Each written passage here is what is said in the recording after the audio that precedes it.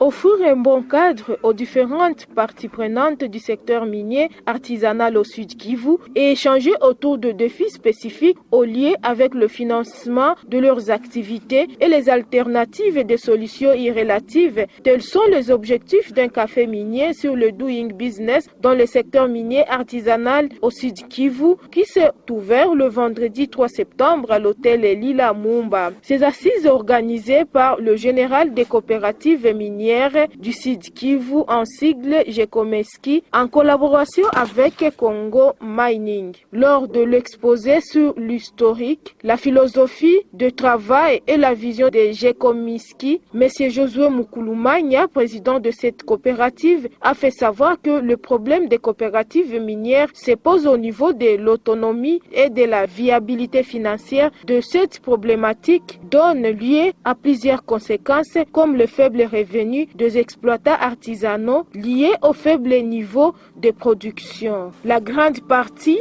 de la production étant achetée et canalisée par le négociant et manager qui ont préfinancé les travaux d'ouverture. Nous avions pensé organiser cette activité, c'est dans le cadre de pouvoir relever nos défis qui sont normalement liés à non-accès au financement. Vous voyez, notre fédération pour le moment compte 11 ans d'existence.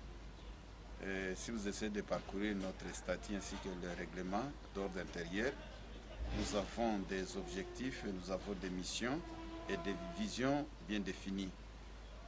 Par rapport à ce qui se raconte aujourd'hui, l'exploitation illicite des Chinois, ce n'est pas à cause de ça qu'on organise ces cafés, non. Mais c'est pour nous, on organise une activité d'une manière habituelle et conformément à notre vision. Le premier défi, comme je venais de le dire, c'est le non-accès au financement, puisque vous voyez, nous pouvons produire des minéraux, mais par manque de financement, nous n'avons pas la même mise sur ça. Et à part cela, nous avons, selon le code minier, des carrés pour le travail. C'est ça qui est destiné aux coopératives. C'est vraiment insuffisant. Nous avons aussi des difficultés qui sont liées aux taxations. Il y a des taxations là qui sont multiples, qui nous causent tort dans nos activités. En résumé, on peut citer, mais il y en a beaucoup. Quand vous allez dans des mines, vous allez trouver que les gens sont en train de vivre des vies là, misérables. Mais quand on a la richesse, il faut, avec ces potentialités, nous puissions vivre une vie à l'aise. C'est ça le paradoxe.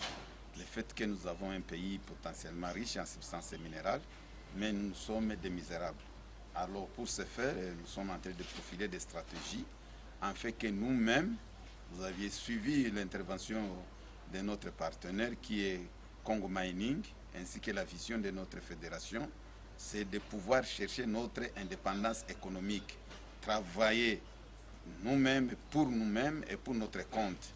Notre partenaire a dit qu'ils vont créer ce qu'on appelle boutique de minéraux au Congo. Et c'est ça l'initiative. Nous produisons, nous vendons et nous essayons de financer nous-mêmes nos projets sans pouvoir tendre nos mains à l'extérieur. Quand on était en train d'exposer là, nous avons actuellement 122 coopératives agréées au Sud Kivu. Il y a d'autres dossiers qui sont en souffrance, puisque pour obtenir l'agrément, il faut aller au niveau de Kinshasa. Mais nous avons déjà 122 coopératives qui sont agréées, et dans les 122 agréées et non agréées qui sont là, nous avons 102 000 personnes qui sont des creuseurs, qui sont en règle ou non, ce sont des creuseurs, et les dépendants, ils sont plus de 600 000 âmes. C'est toute l'étendue de la province du Sud Kivu. C'est le directeur de cabinet du ministre provincial en charge des mines, Maître Didier Chamamba, qui a ouvert ses assises au nom du ministre. Dans son mot, il a appelé les participants à bien définir le mécanisme interne au sein des coopératives minières pour contribuer au rayonnement des activités minières au Sud Kivu.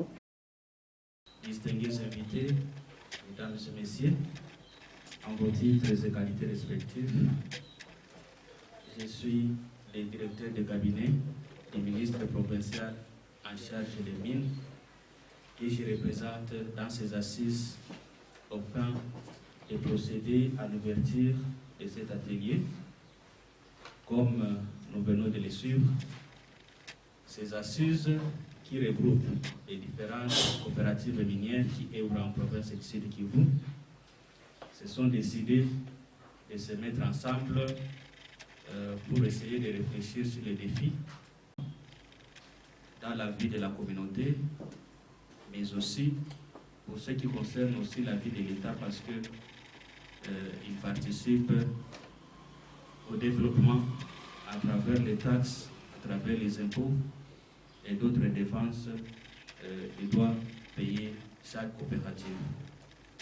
Lorsque il faut se réunir, nous encourageons ces assises. Nous espérons qu'à travers ces assises, vous allez réfléchir sur les différents problèmes, mais aussi la manière de bien vous organiser pour que réellement vous puissiez participer au développement de la province du Sud Kivu en particulier et de la République en général. Les coopératives, c'est vous qui regroupez les différents créateurs.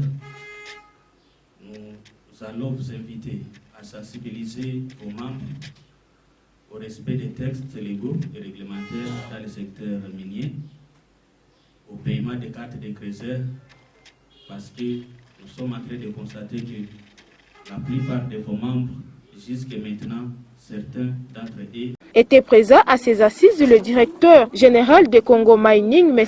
Peter Barouani, qui à son tour a fait la présentation sur la vision et la collaboration entre les coopératives minières, mais aussi l'autonomisation des coopératives minières au Sud Kivu. Nous avons aimé placer l'un de nous à l'étranger. Pourquoi? Pour qu'il y ait une facilitation dans les relations avec les sociétés qui viennent acheter. Vous comprendrez une chose, dans notre politique, nous nous constituons en boutique congolaise des minéraux. Dans une boutique, vous ne venez pas avec vos obligations. Vous avez des articles avec des prix fixes. Vous arrivez, vous voulez acheter tel article, vous prenez. Si vous n'avez pas de moyens conséquents, vous partez. Et on est là, on prend le mieux offrant. C'est ce que nous voulons. Parce que le problème, c'est quand quelqu'un vient avec son argent, comme les Chinois, les Européens, ainsi de suite, s'ils viennent avec leur argent, ils vous imposent même le prix d'achat. C'est lui qui vient avec son argent. Notre politique, c'est que, en tant que boutique, M. Jonathan, son travail, c'est de présenter ce qu'est la société au niveau du monde. Que nous avons une boutique des minéraux qui est en RDC, 100% congolaise. Cette boutique vous propose X et Y minéraux. Vous prenez ou vous laissez. Celui qui a les moyens vient prendre. Celui qui n'en a pas, il reste chez lui. On ne demande pas votre argent. Nous travaillons avec nos frères congolais pour venir présenter ces minéraux. C'est la raison pour laquelle nous sommes ici. Vous savez, nous voulons que notre travail commence par vous. Ça veut dire vous qui êtes sur le terrain. Nous venons, on est néophytes. Si on n'est pas avec vous, on ne va pas réussir. Comme ça que nous commençons à la base. Et pour ça, ce que nous faisons doit, vous allez le voir dans la suite, doit profiter de la base jusqu'au sommet, principalement au Congo. Et quatrièmement, c'est M. Jimmy Djouma. Il est médecin de formation. Cependant, il a beaucoup travaillé dans la gestion du personnel et d'administration. C'est lui qui organise notre administration à l'interne. C'est ça son rôle. Voilà, ce sont là les actionnaires, si nous pouvons le dire, pas les actionnaires, les fondateurs de la société. Alors, notre commerce avec Congo Mining est exclusivement dans le secteur minier. Nous avons une expérience. Si vous combinez Ngana Investment et le groupe LESRL, Nous avons une expérience depuis de 20 ans dans le secteur. Ça veut dire nous ne sommes pas aussi néophytes qu'on peut penser. Nous avons quand même une expérience considérable. Donc, nous faisons ce que nous connaissons. Nous ne venons pas commencer quelque chose qu'on ne connaît pas. Non. On connaît les mines et nous connaissons comment y travailler. Nous voulons principalement, avec vous ici, développer 4 secteurs miniers. 2 secteurs, si on peut le dire. Le premier, c'est les 3T que nous voulons développer avec vous. Et aux 3T, nous ajoutons de l'or. Ça, c'est ce que nous voulons faire en termes commerciaux. Alors, s'agissant de la responsabilité sociétale, moi, je n'ai pas aussi des yeux comme Papa Moukouloumagne. Hein. Lui, il voyait d'ici, mais moi, je ne vois absolument rien. Alors, j'ai bien fait de noter des points que ça m'aide à suivre.